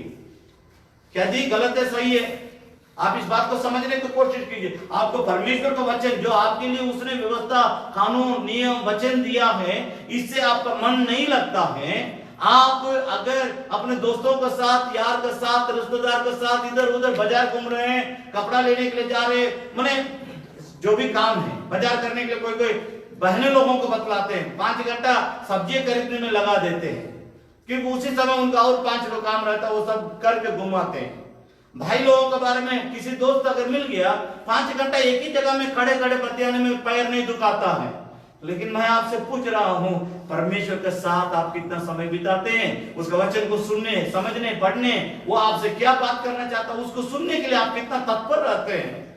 जब आप कान फेरते हैं, जब आप अपने कानों को बंद कर लेते हैं, जब आप अपने कानों को घुमा लेते हैं, तो परमेश्वर का वचन बतलाते हैं, तुम्हारा प्रार्थना मेरी दृष्टि में घृणित ठहरती है। मैं इतने बातों को इसलिए आपके सामने रखा था, मैं एक खास बात को आपके सामने रखना चाहता हूं। इस ज्योति से शैतान हमें भड़काएगा। इस ज्योति से शैतान हमें गुमराह करने के लिए बहुत षड्यंत्र रचाता है। उसका कार्य कैसे होता है, मैं 10 प्रकार शैतान का काम को आपके सामने आज रखता हूं। मेरी बात को समझने की कोशिश कीजिए, मेरी बात को एकदम अच्छा से समझ जाइए। इसी से आप ज्योति से भाग सकते हैं। कौन सा तरीका को शैतान अपनाता है एक व्यक्ति को, एक परमेश्वर का दास हो, सेवक हो, पास्टर हो, या बहुत 20 साल का 25 साल का पुराना विश्वासी क्यों न हो, उसको परमेश्वर से अलग करने के लिए कैसा तरीका को अपनाता है शैतान। उसमें से मैं 10 बात को आपके सामने रख रहा हूं। तो आप कभी कभी सोचते हैं नहीं हमको कोई हिला डुला नहीं सकता। मैं आपसे कह रहा हूं कि इब्राहिम से परमेश्वर ने कहा था, ये मेरा दोस्त है। इब्राहिम के बारे में बाइबल धर्मशास्त्र बतलाती है परमेश्वर इब्राहिम का मित्र था। यहोवा परमेश्वर, सर्वशक्तिमान परमेश्वर, वो दोनों एक मित्र जैसे दोनों के साथ रिश्ता थी। उससे परमेश्वर ने कहा था तुम्हारी पत्नी सारा के कोख में से एक बेटा को उत्पन्न मैं करूंगा। लेकिन ये बर्दाश्त नहीं किया, तब तक अजरा को अपने साथ जोड़ लिया। पत्नी भले कहती है अरे आप ना सुने जी, मेरी बात समझ में आता है? परमेश्वर आपसे ना बोला है, परमेश्वर आपसे ना वाचा बांधा है, सारा से नहीं ना वाचा बांधा है। ये God made covenant with Abraham, परमेश्वर के साथ परमेश्वर अब्राहम के साथ वाचा बांधा, सारा के साथ नहीं। तुमने सुना था ना, आज क्या हो गया, तुम्हारा पत्नी तुम्हारा दिमाग को घुमा रही है। तो हम परमेश्वर के लोगों में बहुत लोगों को हम देखे हैं, किसी को पत्नी घुमाती है, किसी को पति घुमाता, किसी को वो घुमाता, किसी को ये घुमाता। मैं आपसे कह रहा हूं, सीधे सीधे बोल रहा हूं, अगर आपके कानों से आपने सुना परमेश्वर के किसी बात को, आपके दिल में अगर वो बात है, कोई भी कहेगा, पूरा दुनिया के लोग एकजुट होकर के आपसे कहेगा कि आप ये काम कर दो, ऐसा कर दो, ऐसा कर दो, आप एक ही शब्द में जवाब देंगे, परमेश्वर ने एक बार कहा। दाऊद कहता परमेश्वर ने एक बार कहा था, मैंने 2 बार सुना था। सामर्थ परमेश्वर का है, उससे मैं अलग नहीं हो सकता। आज इस प्रकार इस संसार में परमेश्वर के वचन के लिए, परमेश्वर का पवित्रता के लिए, परमेश्वर का प्यार के लिए जी के दिखाने वाले सेवक भी चाहिए, विश्वासी भी चाहिए। उसी में कमी है। उसके चलते आज तक पूरा दुनिया के लोग यीशु के पास नहीं आ रहे, क्योंकि हमारे लोगों में कमी है। इस बात को आप गंभीरता से लीजिए। मैं आपके सामने उदाहरण उस बात को आपके सामने लाने से पहले एक उदाहरण को, मैं 10 बात को आपके सामने मैं रखूंगा, लेकिन उससे पहले मैं 15 मिनट समय ले रहा हूं। अभी पक्का 11 बज रहा है, 11:15 बजे मैं अंत करने की कोशिश करूंगा। इस बात को आप समझने की कोशिश कीजिए। जकरिया भविष्यद्वक्ता की पुस्तक, किस प्रकार शैतान अपना जाल बिछाता है, इसको थोड़ा समझने की कोशिश कीजिए। जकरिया भविष्यद्वक्ता की पुस्तक, उसकी 3री अध्याय 1, 2, 3, 4 पद को एक साथ एक ही बात पढ़ेंगे। फिर उसने यहोशू महायाजक को यहोवा के दूत के सामने खड़ा हुआ मुझे दिखाया, और शैतान उसकी दाहिनी ओर उसका विरोध करने को खड़ा था। शैतान उसकी दाहिनी ओर उसके किसके, परमेश्वर का महायाजक यहोशू के विरोध करने के लिए शैतान भी खड़ा था। तब यहोवा ने शैतान से कहा, हे शैतान, यहोवा परमेश्वर तुझको घुड़के, यहोवा जो यरूशलेम को अपना लेता है वही तुझे घुड़के। क्या ये आग निकाली हुई लुटकी से, क्या ये आग से निकाली हुई लुड़की से नहीं है? उस समय यहोशू तो उस समय ये देखिए, महायाजक का स्थिति, परमेश्वर के सामने खड़ा है, दूत भी बगल में खड़ा है, शैतान एक तरफ खड़ा है, परमेश्वर की उपस्थिति में ये व्यक्ति खड़ा है। इसके बारे में बाइबल धर्मशास्त्र में, तब दूत ने उसे जो यहोशू के सामने है, तो दूत सामने मैला वस्त्र पहने हुए खड़ा था। तब दूत ने उससे जो सामने खड़े थे कहा, उसके सामने खड़े देखा, इसके ये मैले वस्त्र उतारो। पहले इसके अंदर जो मैल वस्तु है, उस मैले वस्तु को उतारो। सुनिए, ध्यान से सुनिए, इस मैले वस्त्र को उतारो।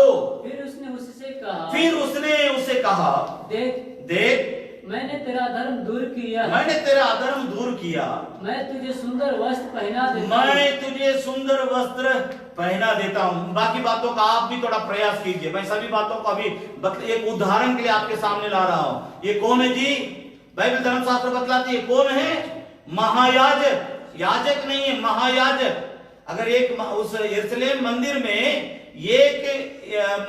100 अगर सेवक हैं, याजक हैं, 100 अगर सेवक हैं, 100 अगर याजक हैं, एक बात को समझ लीजिए, उन 100 लोगों का ये सरदार है, इसलिए इनका नाम महायाजक। लेकिन ये मंदिर में ही रहता है। बात को समझने की कोशिश कीजिए। वेदी के साथ ही रहता है, परमेश्वर के सामने ही रहता है। लेकिन जब परमेश्वर उसको देखा, उसको देखने के बाद परमेश्वर कहता है इसके अंदर जो वस्त्र है गंदा हो गया है। यानी इस महायाजक का जिंदगी, जीवन एकदम दाग लगा हुआ है, गंदी हो गई। ये अभी मेरे सामने टिकने लायक नहीं है, इतना ही गंदा हो गया है क्योंकि शैतान ने उसको बर्मा करके गिरा दिया कीचड़ में। मेरी बात को, मैं सभी बातों को बोल नहीं पा रहा हूं, समझने की कोशिश कीजिए कि यहां पर परमेश्वर के दूत के द्वारा उसको बताया जाता है कि किया जाता है कि उसका अंदर जो गंदा वस्त्र है उसको निकाल के फेंक दो, उसका नया वस्त्र पहनाओ। मतलब उसके अंदर का जो अपवित्रता की बातें हैं उसमें से दूर कीजिए और उसके अंदर पवित्रता को लाइए, तबे फिर से उस ज्योति को, उस महिमा को ये देख पाएगा। मैं आपसे कह रहा हूं, किसी गलती, किसी पाप, किसी अपराध के कारण आज आप इस रोशनी से अलग हो गए होंगे, इस ज्योति से अलग हो गए होंगे, इस प्रकाश से अलग हो गए होंगे, इस उजियाला से अलग हो गए होंगे। आज लौट के आ जाइए।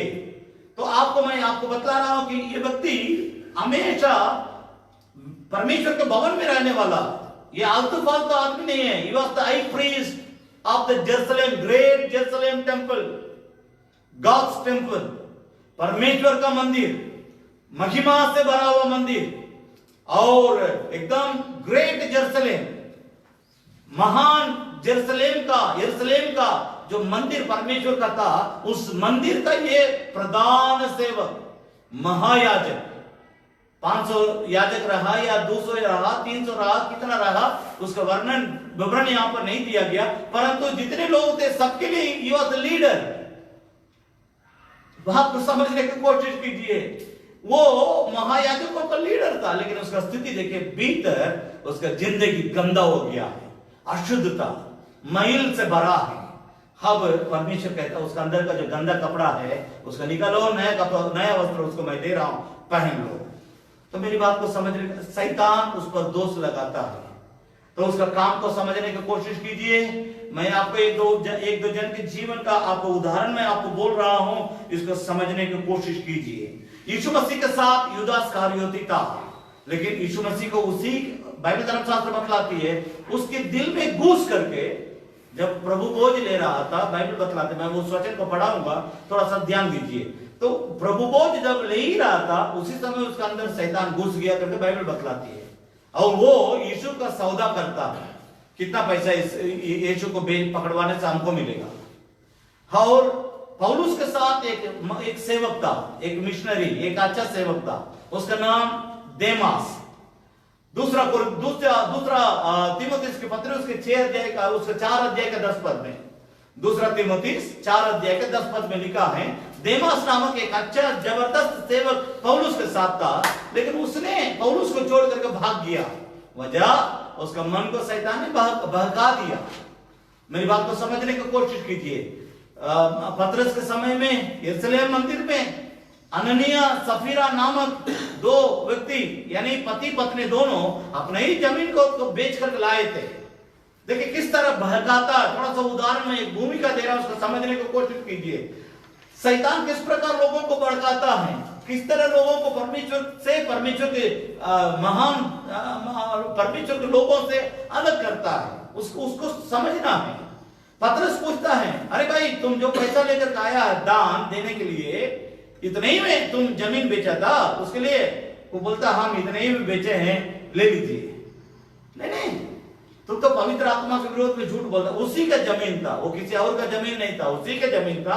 बेचने के बाद उस पैसा देने के लिए उसके अंदर विचार आया, दान देने के लिए। जब देने के समय आया तब झूठ बोल रहा था, इतने ही हमारा बिक्री हुआ है, इसको आप ले लीजिए। तब पवित्र आत्मा के विरोध में तुमने झूठ बोला करके इतना ही बोल ही रहा था, तब तक वो नीचे गिर के मर गया।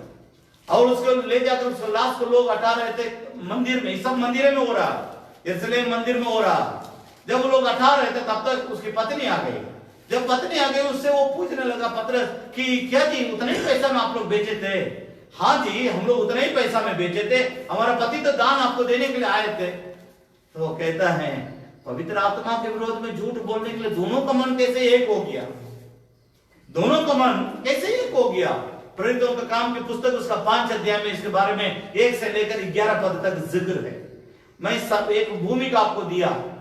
एलिशा के साथ एक सेवक था, सहकर्मी सेवक, उसका नाम गेहाजी।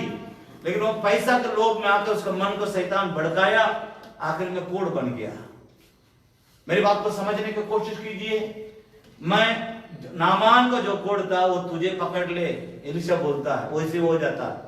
भाई बहन मेरी बात को समझने की कोशिश कीजिए। शैतान इस ज्योति से, इस रोशनी से हमें अलग करने के लिए बहुत तरीकाओं को अपना के रखा है। उनमें से मैं 10 तरीका को जल्दी जल्दी आपके सामने कहता हूं, आप इसको समझने की कोशिश कीजिए। नंबर 1, वर्क्स ऑफ शैतान, शैतान का काम करने का तरीका किस प्रकार है। 10 बात को मैं बतला रहा हूं। नंबर 1, उत्पत्ति की पुस्तक उसका 3री अध्याय, उत्पत्ति की पुस्तक उसके 3रा अध्याय, उत्पत्ति उसका 3रा अध्याय। 3रा अध्याय में हम 4 और 5 पद को पढ़ेंगे। केवल वचन को पढ़ेंगे, मैं बोलूंगा नहीं क्योंकि समय समाप्त होने बहुत कम समय है। तब सर्प ने स्त्री से कहा, तब सर्प ने स्त्री से, हव्वा से कहा, तुम निश्चय न मरोगे, तुम निश्चय नहीं मरोगे। देखिए यहाँ पर इस समय में आदम नहीं था, हव्वा अकेले फंस गई। उसको मन को किस तरह बरगलाता है। शैतान का यही जाल बिछाने का तरीका है, उसको समझने की कोशिश कीजिए। इसलिए मैं आपसे बोल रहा हूं, हमेशा आप परमेश्वर के साथ रहो, परमेश्वर के लोगों के साथ मिलजुल के रहो, अलग नहीं होना है। सर्प को जब ये पता चला कि स्त्री अकेले हैं, उस समय तुम निश्चय न मरोगे, वरन परमेश्वर आप जानता है, वरन परमेश्वर आप जानता है कि जिस दिन तुम उसका फल खाओगे, जिस दिन तुम उस फल को खाओगे, उसी दिन तुम्हारी आंखें खुल जाएगी, उसी दिन तुम्हारी आंखें खुल जाएगी, और तुम भले बुरे का ज्ञान तुम भले बुरे का ज्ञान पाकर परमेश्वर का तुल्य हो जाओगे। कितना किस तरह बरगलाता है। देखिए परमेश्वर है, इसको मालूम है, हवा को मालूम है परमेश्वर हमारा अलग है, वो है, उसके समान कोई नहीं है। लेकिन शैतान उसके दिमाग में किस तरह का बीज डालता है, तुम इस फल को खाओगी तो तुम परमेश्वर के समान हो जाओगी। इसका मतलब टेम्पटेटिंग टू डिसोबीडियंस, उसको परमेश्वर की आज्ञा को मानने न मानने के लिए उस्काता है। अब मेरी बात को समझने को, आपके जीवन में भी जितने परमेश्वर का आज्ञा है उसको ना मानने के लिए अगर कोई आवाज आता है, समझ लीजिए वही शैतान है।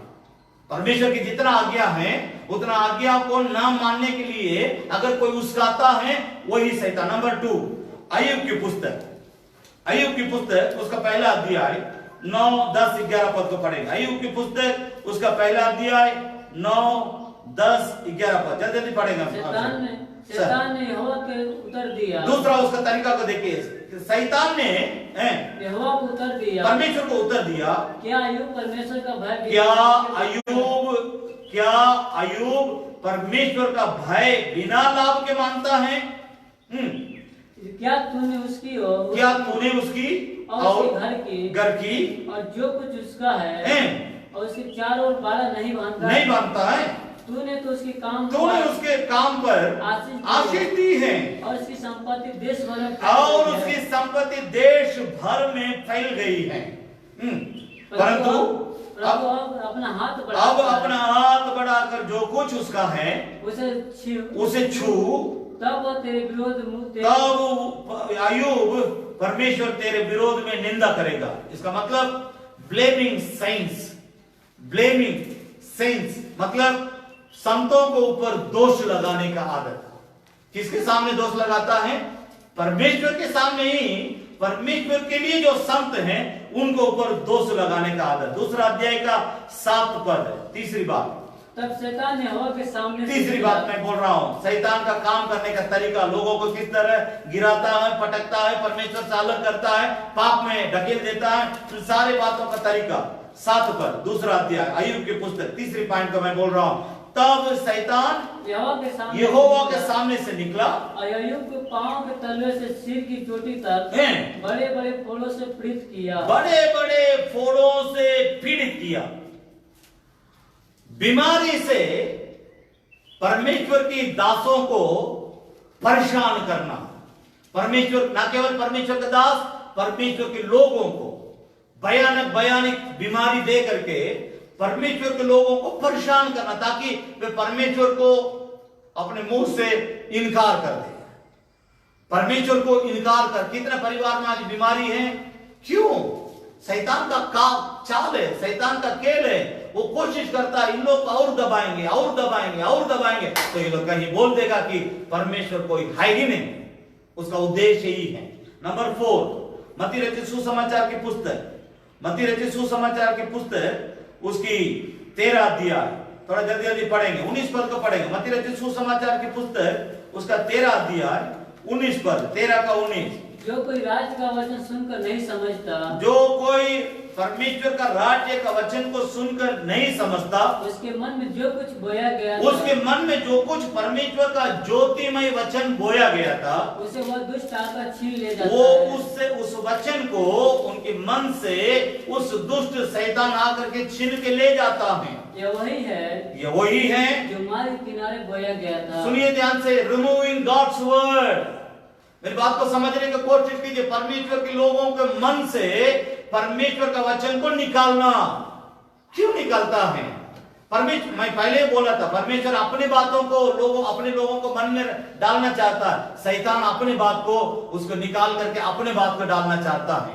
मेरी बात को समझने की कोशिश कीजिए। शैतान के कामों में ये एक है, परमेश्वर के लोगों को दिल में से, दिल के गहरा स्थान में से परमेश्वर का वचन को निकाल देना। Removing God's word. नंबर 5 पढ़ेंगे उसी अध्याय में, मत्ती रचित सुसमाचार की पुस्तक उसका 13 अध्याय, उसमें 38 और 39 पद को पढ़ेंगे। 38 और 39 पद। खेत संसार है, खेत संसार है, अच्छा बीज राज्य का संतान है, जंगली बीज दुष्ट के संतान है। जिस शत्रु ने उनको बोया वह शैतान है। कटनी जगत का अंत है, और काटने वाले स्वर्गदूत हैं। मैं बहुत अफसोस करता हूं, इन सभी बातों का आपको समझा नहीं पा रहा, लेकिन पवित्र आत्मा की मदद से आप खुद पढ़ करके समझ सकते हैं। मैं उसका रहा, आप परमेश्वर से प्रार्थना करके जरूर पढ़िए। यहाँ पर लिखा है कि परमेश्वर का वचन जो हमारे मन में बोया जाता है, उसको निकालने के लिए, उस बीज रूपी वचन को निकालने के लिए शैतान अपना जंगली बीज को डालता है, ताकि आप उसका हो जाए। आप इस तरह इस बात को इससे आप समझने की कोशिश कीजिए। परमेश्वर हमें अपने ओर खींचता है, शैतान हमें परमेश्वर से अलग करने के लिए कोशिश करता है। परमेश्वर अपना वचन का हमारे दिल में बोता है, शैतान अपने जंगली बीज को हमारे दिल में बो करके बुराई करने, पाप करने, अधर्म करने, कुकर्म करने, व्यभिचार करने, चोरी करने, झूठ बोलने, सभी तरीकों को वो हमें सिखाता, ताकि हम परमेश्वर से अलग होकर उसके हो जाए। नंबर 6, मैं अफसोस करता हूं कि कोई समझा नहीं पा रहा हूं। मेरी घड़ी के अनुसार 2 मिनट अभी बाकी रह गया। लूका रचित सुसमाचार की पुस्तक उसका 9 अध्याय, लूका रचित सुसमाचार की पुस्तक उसका 9 अध्याय, वहां पर 42 पद को हम पढ़ेंगे। 9 का 42। वो आ ही रहा था कि दुष्ट आत्मा से पटक पटक कर बोल रहा। देखिए, दुष्ट आत्मा का एक और काम है, वो क्या करता है? पटक पटक के, आप किसी भी दुष्ट आत्मा पीड़ित पकड़े हुए लोगों को आप देखिएगा, एक बार और पढ़ ले 42 पद। वो आ ही रहा था कि दुष्ट आत्मा ने उसे पटक कर मरोड़ा, परंतु यीशु ने अशुद्ध आत्मा को डांटा और लड़के को अच्छा करके उसके पिता को सौंप दिया।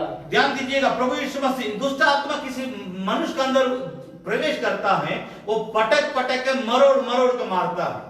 लेकिन वो एक जवान लड़का के बारे में यहाँ पर लिखा है, जब यीशु के सामने उसका पिता उस लड़का को लेकर के आया, तब यीशु मसीह उसको उसके अंदर का शैतान को, दुष्ट आत्मा को बाहर निकाल दिया और उस बेटा को पिता के पास अच्छा करके दे दिया। मैं आपसे कहना चाहता हूं, मेरी बात को समझने की कोशिश कीजिए। शैतान हमें पटकने, मरोड़ने, परेशान करना चाहता है, लेकिन परमेश्वर हमें भला चंगा रखना चाहता है।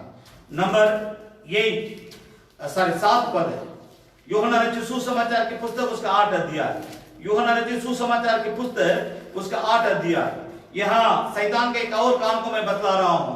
44 पद को पढ़ेंगे। यूहन्ना रचित सुसमाचार की पुस्तक उसका 8 अध्याय 44 पद। शैतान किस प्रकार के कार्य करने वाला है? तुम अपने पिता शैतान से हो और अपने पिता के लालसाओं को पूरा करना चाहते हो। वो तो शैतान के बारे में प्रभु यीशु मसीह बतलाता, वो तो शैतान तो आरंभ से ही हत्यारा है और सत्य पर स्थिर न रहा, क्योंकि सत्य शैतान में है ही नहीं। जब वो झूठ बोलता तो अपने स्वभाव ही से बोलता है, क्योंकि वो झूठा है और झूठ का पिता है, और वो झूठ का पिता है। ये शैतान का इतना काम है। मेरे पास आपको बतलाने के लिए, समझाने के लिए समय नहीं है, लेकिन एक लाइन में बोल रहा हूं, शैतान झूठा है और झूठ का बाप है। 13 अध्याय यूहन्ना रचित सुसमाचार की पुस्तक उसका 13 अध्याय पहला और दूसरा पद को पढ़ेंगे। फसह के पर्व से पहले जब यीशु ने जान लिया कि मेरी वो घड़ी आ पहुंची है कि जगत छोड़कर पिता के पास जाऊं, लोगों से जो जगत में थे जैसा प्रेम वह रखता था, अंत तक वैसा ही प्रेम रखता था। जब शैतान शमौन के पुत्र, सुनिए, ध्यान से सुनिए, मैं आप कुछ देर का पहले बोला था, भक्ति प्रभु बोझ लेने के समय में शैतान यहूदा इस्करियोती के अंदर प्रवेश किया।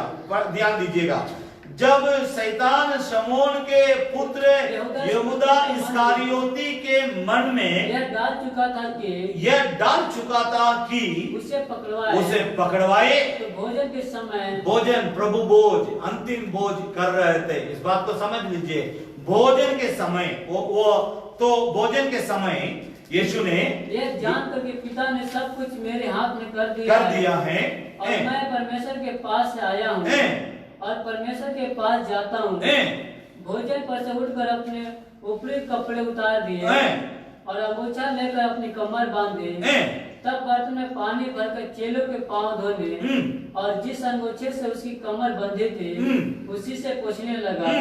जब वह शमौन पतरस के पास आया, तब पतरस ने उससे कहा, हे प्रभु। बाकी बातों का बाद में पढ़ लीजिएगा। वो प्रभु बोझ लेने के बाद उसके दिल में शैतान प्रवेश करता, तब वो महायाजकों के पास जाकर के यीशु मसीह का सौदा करता है। कितना पैसा आप देंगे, पकड़वा देंगे यीशु मसीह को? वो कहाँ रहता है, क्या करता, किस तरह आप पकड़ सकते हैं, मैं सभी बातों को आपको बतलाऊंगा, लेकिन मुझे कितना पैसा मिलेगा। एक और बात, 9वां पद, शैतान का काम के बारे में। पहला पतरस की पत्री उसकी 5 अध्याय, पहला पतरस 5 अध्याय उसमें 8 पद को हम पढ़ेंगे। शैतान के कामों में एक और काम किस प्रकार होता है, वो कार्य करता है। सचेत हो और जागते रहो क्योंकि तुम्हारा विरोधी, क्योंकि शैतान हमारा विरोधी है। मैं सीधे बोल रहा हूं, यही बात तो यहाँ पर आपको बतलाना था, मैं बता दिया। तो शैतान हमारा विरोधी है। इस दुनिया में हमारा और कोई विरोधी नहीं है। इस बात को मैं फिर कह रहा हूं, इस दुनिया में हमारा कोई और विरोधी नहीं है। हमारा विरोधी एक ही है, जो हमारा प्रभु का विरोधी है वही हमारा भी विरोधी है। इसको समझ लीजिएगा। एक बार और पढ़ेंगे, सचेत हो और जागते रहो क्योंकि तुम्हारा विरोधी शैतान गरजने वाले सिंह के नाई इस खोज में रहता है कि किसको फाड़ खाए, किसको मैं फाड़ खाऊं। हमारा शत्रु शैतान है, वो हमेशा हमें सत्यानाश करने के चक्कर में रहता है। 10 पद, शैतान किस प्रकार का कार्य करता है। मैं आपको बतला रहा हूं कि प्रभु यीशु मसीह को भी वो गिराने के लिए कोशिश किया। मत्ती रचित सुसमाचार की पुस्तक उसका 4 अध्याय, पहला पद से पढ़ेंगे। तब आत्मा ने Satan tried to temptate Christ. मेरी बात को समझने की कोशिश कीजिए। शैतान यीशु मसीह को भी पाप में गिराने के लिए, उपवास को तोड़ने के लिए बहका रहा था। यीशु को भी नहीं छोड़ा, लेकिन प्रभु इस रोशनी में, वचन की रोशनी में रहने के चलते उसका अपना पैर के नीचे कुचल डाला। पढ़े पहला पद। तब आत्मा ने यीशु को जंगल में ले गया। उस आत्मा ने उस प्रभु यीशु को जंगल में ले गया ताकि इब्लीस से उसकी परीक्षा हो। ताकि इब्लीस से उसकी परीक्षा हो। देखिए यहाँ पर एक बात को समझना, पवित्र आत्मा यीशु को शैतान से परीक्षा लेने के लिए वहां पवित्र आत्मा अगुवाई करके ले जाता है। हमारे बात अलग है, प्रभु यीशु मसीह का बात अलग है। शैतान हमारे पास ऐसे ही आता है, किसी घर का दरवाजा खुला रहने के जैसे वो ऐसे ही आता है। लेकिन यहाँ प्रभु यीशु मसीह को पवित्र आत्मा अगुवाई करता है, आप जंगल में जाइए, मरुभूमि में जाइए, एकांत जगह में आइए करके ले जाता पवित्र आत्मा, ताकि आपका परीक्षा शैतान आपसे ले। यीशु को भी वो नहीं छोड़ा, वो 40 दिन और 40 रात निराहार रहा। तब उसे भूख लगी। तब परखने वाले ने पास आकर उससे देखिए, जब प्रभु को भूख लगा, उस समय परखने वाला, शैतान के नामों में एक नाम है, वो परखने वाला आकर के प्रभु को परखता है। मैं बाकी बातों का आप बाद में सब पढ़ के समझ ले, मेरी बात को समझने की कोशिश कीजिए। ये जो 10 बात है, ये जो 10 तरीका है, ये जो 10 काम है शैतान का, ये 10 जाल लेकर के वो घूमते रहता है। यीशु प्रभु को भी वो छोड़ा नहीं, ला करके उपवास का समय में पत्थर देकर के कहता, आप तो परम प्रधान परमेश्वर का पुत्र हैं, आप इसको रोटी बना करके खाइए, मैं इस दुनिया के सारी महिमा आपको दे दूंगा, आप मेरे सामने गिर करके दंडवत करते। आप तो परमेश्वर का पुत्र है, आप मंदिर के नीचे कूदिए, स्वर्गदूत आएंगे आपको पकड़ के उठा के ले जाने के लिए। इस प्रकार यीशु के साथ, प्रभु यीशु के साथ भी वैसा किया था प्रभु। लेकिन इस वचन के रोशनी, हर बात के लिए उसका जवाब तो आपको समझना है। मैं इस बात को आपके सामने रखने का मेन कारण, शैतान जो 3 परीक्षा को लाता है, तीनों परीक्षा का जवाब प्रभु यीशु मसीह परमेश्वर का सत्य बाइबल धर्मशास्त्र से ही देता है। लिखा है कि मनुष्य केवल रोटी ही से नहीं, परंतु परमेश्वर के मुख से निकलने वाले हर एक वचन के द्वारा जीवित रहेगा। तुम अपना परमेश्वर पिता परमेश्वर की परीक्षा नहीं लेगा। और अंत में प्रभु कहता है, दूर हो जाओ शैतान। उसके बाद तो डिसअपेयर हो जाता। मेरी बात को समझने की कोशिश कीजिए। यही तरीका को लेकर के वो हमें भी परमेश्वर से अलग करने की कोशिश करता है। सावधान रहिए। प्रभु यीशु वचन से ही उससे लड़ करके विजय पाया। मैं वही बात यहाँ पर बोलना चाह रहा हूं, इस पर ध्यान दीजिए। यीशु मसीह अपने अंदर जो परमेश्वर का वचन को जमा करके रखा था, उसी वचन से उसको जवाब देकर के भगाया। आपके सामने, मेरे सामने हरदम आता है, हरदम हमारे चारों तरफ घूमते रहता, किसी न किसी तरह में पकड़ के गिराने के लिए। लेकिन एक ही रास्ता है, परमेश्वर का वचन। इस वचन के बगैर हम शैतान के ऊपर प्रबल नहीं हो सकते, विजय नहीं पा सकते। तीसरी बात पे केवल मैं वचन बोल देता हूं, क्योंकि आज यहाँ रुकेंगे तो अगला हफ्ता प्रचार फिर यहीं से कंटिन्यू करना पड़ेगा। केवल मैं वचनों को बोल रहा हूं, आप लिखते जाएं। दूसरे पॉइंट को मैं समाप्त कर दिया। तीसरे पॉइंट, दूसरा पतरस की पत्री, उसका पहला अध्याय 19 पद। दूसरा पतरस की पत्री, उसका पहला अध्याय 19 पद। आप इस वचन को 15 से लेकर 19 तक एक साथ पढ़ेंगे, तब आपको सब कुछ समझ में आएगा। 15 से लेके 19 तक पढ़ेंगे, तभी आप सभी बातों को समझ पाएंगे। उदाहरण के लिए मत्ती रचित सुसमाचार की पुस्तक, उसके 6 अध्याय 23 और 24 पद। मत्ती 6 अध्याय 23 और 24। Matthew 6th chapter 23-24। वहां क्या लिखा है? एक सेवक एक नौकर 2 मालिक को तृप्त नहीं कर सकता है। मेरी बात को समझने की कोशिश कीजिए। अगर आपको परमेश्वर का वचन चाहिए, आप परमेश्वर का वचन के साथ रहना है। अगर शैतान का आपको जंगली बीज चाहिए, मतलब दुनियादारी, जितना पाप है, जितना दुनिया में परमेश्वर के विरोध की कामें होती है, वो सब शैतान के बीज है। अगर आप उस बीज को लेना चाहेंगे, आप उसको भी लेंगे, इसको भी लेंगे। आप दोनों, बाइबल धर्मशास्त्र बतलाते, प्रभु यीशु मसीह ने कहा, एक नौकर 2 मालिक का सेवा नहीं कर सकता है। एक मनुष्य मरने के बाद एक ही जगह में जाना होगा, एक स्वर्ग में जाना है तो नरक में जाना, उसका तय अभी कर ले।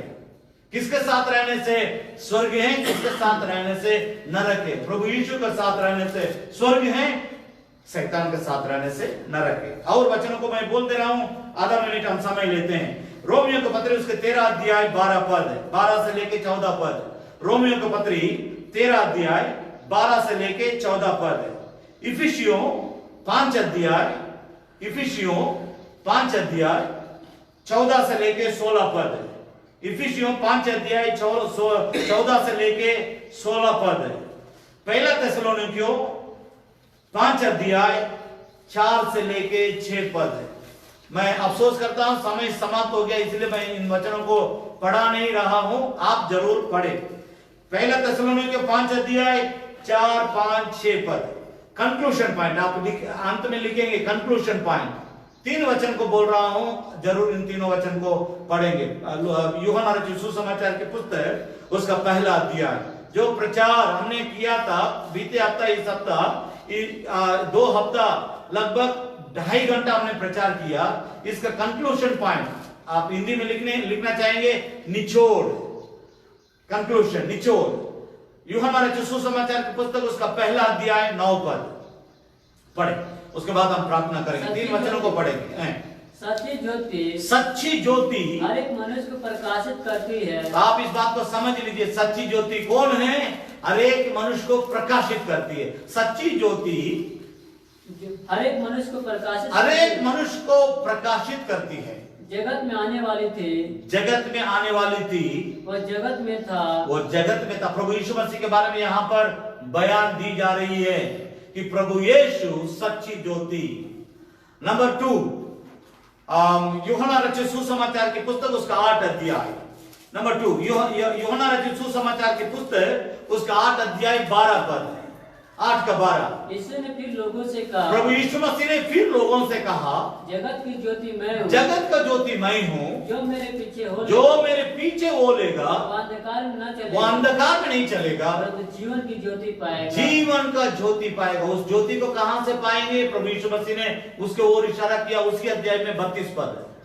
उस ज्योति कहां है? एक प्रभु ज्योति है, एक प्रभु यीशु दूसरा ज्योति को हमारे सामने रखता है। पढ़े 32 पद। तुम सत्य को जानोगे, तुम सत्य को जानोगे और सत्य तुम्हें स्वतंत्र करेगा, सत्य तुम्हें स्वतंत्र करेगा। यही कंक्लूजन, निचोड़ पॉइंट यही है। सत्य ही ज्योति है, यीशु ज्योति है, सत्य ज्योति है। प्रभु यीशु कहता, मेरे नाम से मेरा वचन को पढ़ करके तुम भी ज्योति बनो। इसलिए प्रभु यीशु मसीह मत्ती रचित सुसमाचार की पुस्तक 5 अध्याय 14, 15, 16 पद में कहा था, तुम जगत की ज्योति हो। कितने लोग प्रभु के लिए इस जगत में ज्योति बनना चाहते हैं? आप अपने बाइबल को बंद करें, अपने जगह में खड़े हो जाएं, अपने जगह में हम अपने आंखों को बंद करके, अगर आप कहते हैं प्रभु मैं आपके जैसे संसार अंधकार से भरा है, पाप से भरा है, अन्याय से भरा है, अधर्म से भरा है, श्राप से भरा है, बीमारी से भरा है, इससे मृत्यु से भरा है, मृतकों से भरा है। बहुत जगह में लाश को दफनाने के लिए जगह नहीं, मृतकों से भरा, लाशों से भरा है। ऐसा दुनिया में मैं आपका ज्योति बन करके आपके लिए परमेश्वर पिता उस ज्योति का संदेश लोगों तक पहुंचाना चाहता हूं। तू मेरी मदद कीजिए, ऐसा कहने वाले अपने जगह में खड़े हो जाएं।